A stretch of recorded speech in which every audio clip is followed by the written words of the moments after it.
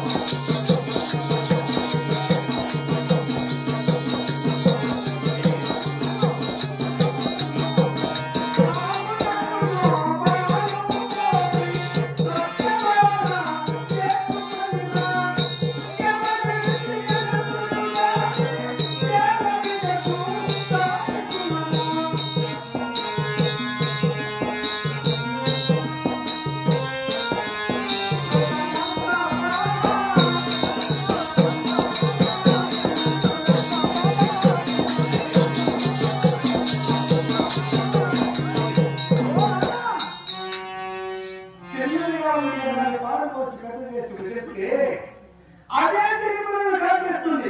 ఆ పాముకి ఎలా ఉంటుందో బుద్ధి ఈ పాండవులకు కూడా అలాంటిది. నాతో మాట్లాడదు. నువ్వు నాకు పుట్టలేదు. నువ్వు రాజకుమారి పాములు తాగుతానంటాను. పాములోడు వీడు నా కొడుకు కదా. నాకు పుట్టిన నా కొడుకు. నువ్వు పాములోడు. నువ్వు ఆడరా నా కొడుకు. పాముకు విషయం ఆ ధర్మరాజు విషయమే తెలుసా? నువ్వే స్వయంగా చెప్తా ఉన్నావా? ఎవరైనా చెప్పుడు మాటలు వచ్చావా?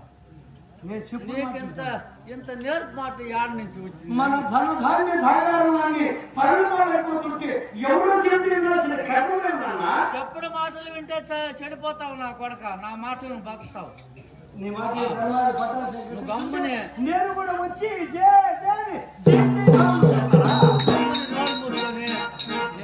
చూడు. ధర్మరాజు పట్టాభిషేకం కడతాను. వాడు రాజ్యం వెళ్తాడు. నువ్వు తినవలసింది, పండుకోవాల్సింది, లేవాల్సింది. అంతే ఇంకో మాట చెప్తాను. నాతో మాట కోపం తెచ్చుకోవాలి. నాకు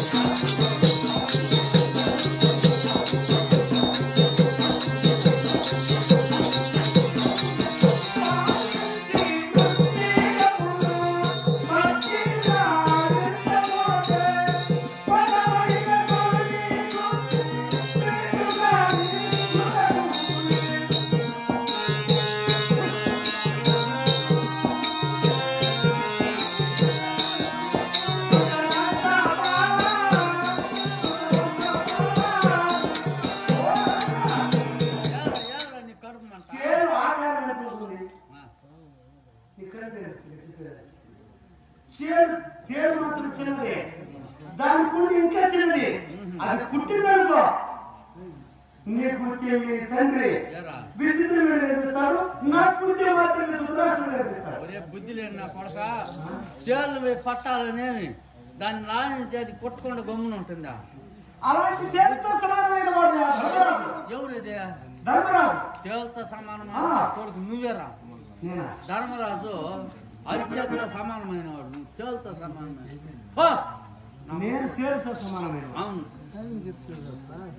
దుర్మార్గం నా కొడుకు. ఎవరు చెప్పించినారు ఈ మాట నీకు? నాన్న చెప్పుడు మాటలేని అవుతురా ఎంత చెప్పినా ఏం చేయాలా? ఏం చెప్పేది? నా మాటలు వినవా?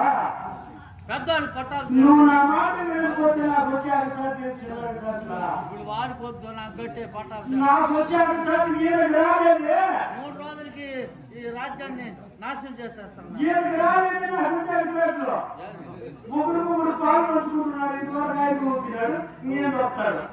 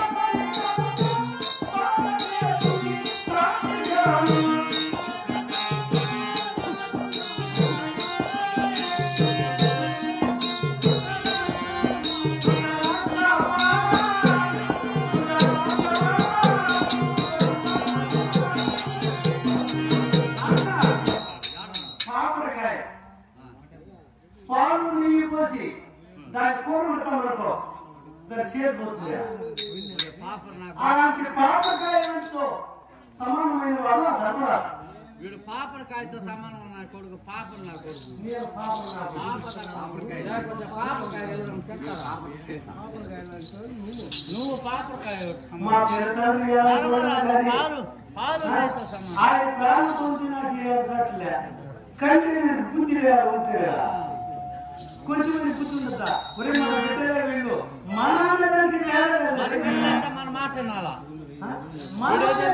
మాట్లాడతాను ఇప్పుడు మాట నేను వీడికి నేను పుట్టినా వాడు నాకు పుట్టినాడు నా మాట అంటే అది కాదు ఈ దాకు వచ్చినావా చెప్పుడు మాట వింటే నా కొడుకు చెడిపోతావు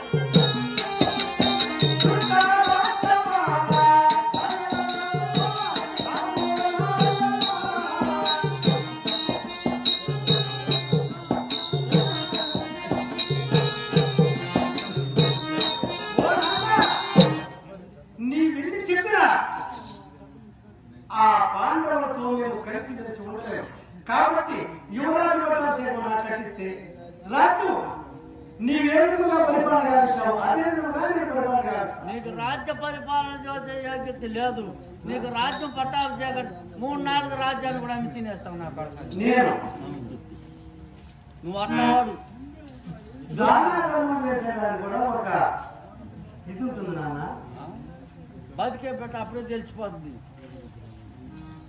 వాడు ధర్మరాజు గమ్మనున్నాడు వాడు